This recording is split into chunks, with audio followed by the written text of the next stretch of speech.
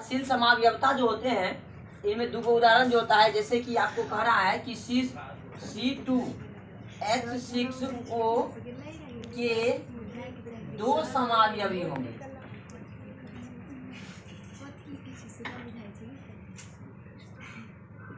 ठीक है, एक जो होगा क्या लिखेंगे CH3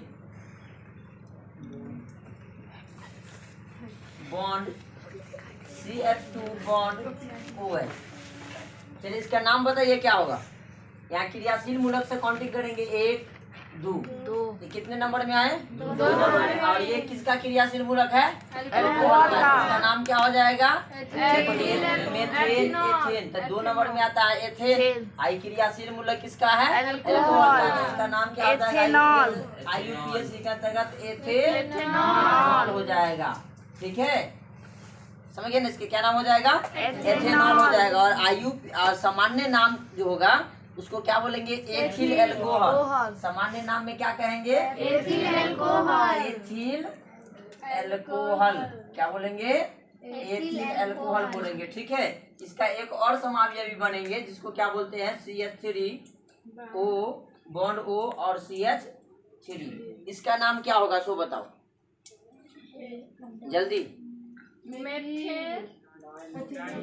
डाइमेथिल ईथर। क्या हो जाएगा? Dimethyl ether.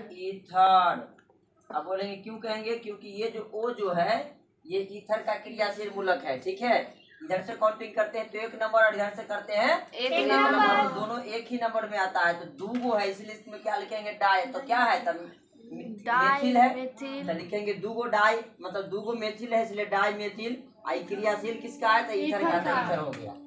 ठीक है, समझ गए? और ठीक है, ये 2 हो गया। इसके बाद अब फिर आता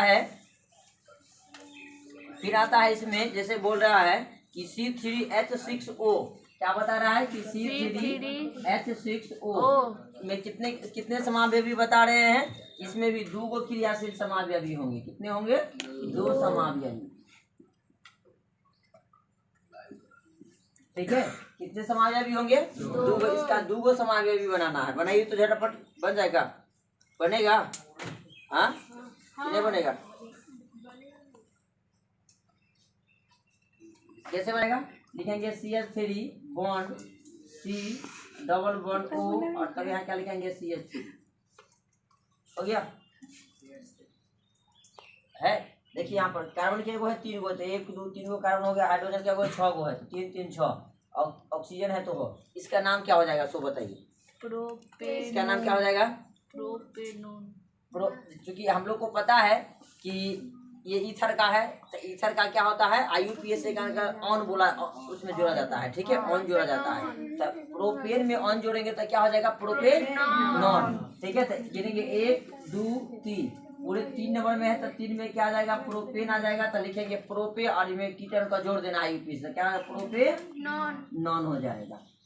ठीक है, क्या हो जाएगा?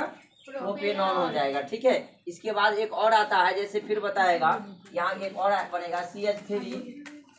क्या बोलेंगे? CH3 bond CH2 bond CH2 bond क्या लिखेंगे? C। क्या लिखेंगे? C। उसके बाद क्या बनाएंगे? फिर हो जाएगा फिर बॉन्ड। यहाँ पे डबल बॉन्ड और यहाँ फिर O होगा।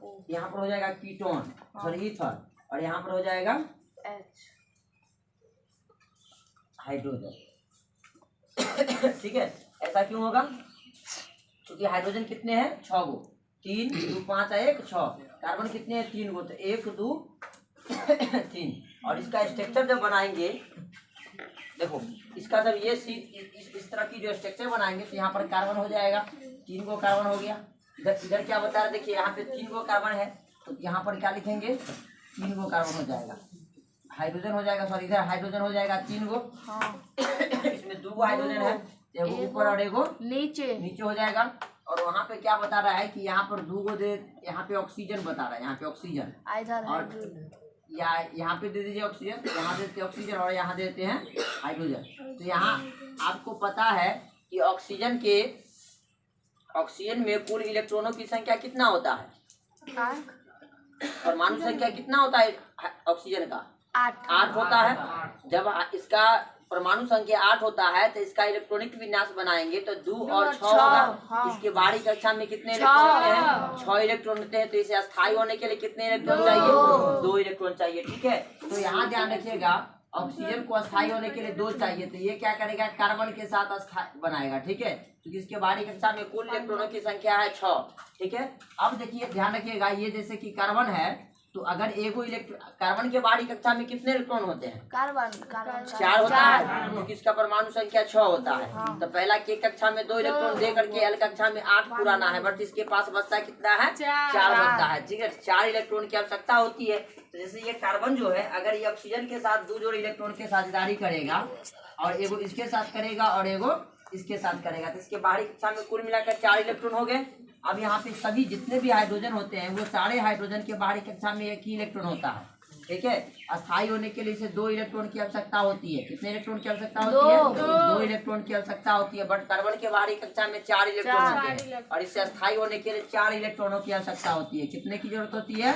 4 इलेक्ट्रॉनों की आवश्यकता होती है। ठीक है, तो ये 4 इलेक्ट्रॉन देखिए सभी कार्बन के बीच, कार्बन परमाणु के बीच एवं कार्बन हाइड्रोजन के बीच या कार्बन ऑक्सीजन के बीच, सभी में देखिए कि सब में कार्बन के पास 4 इलेक्ट्रॉन है ना।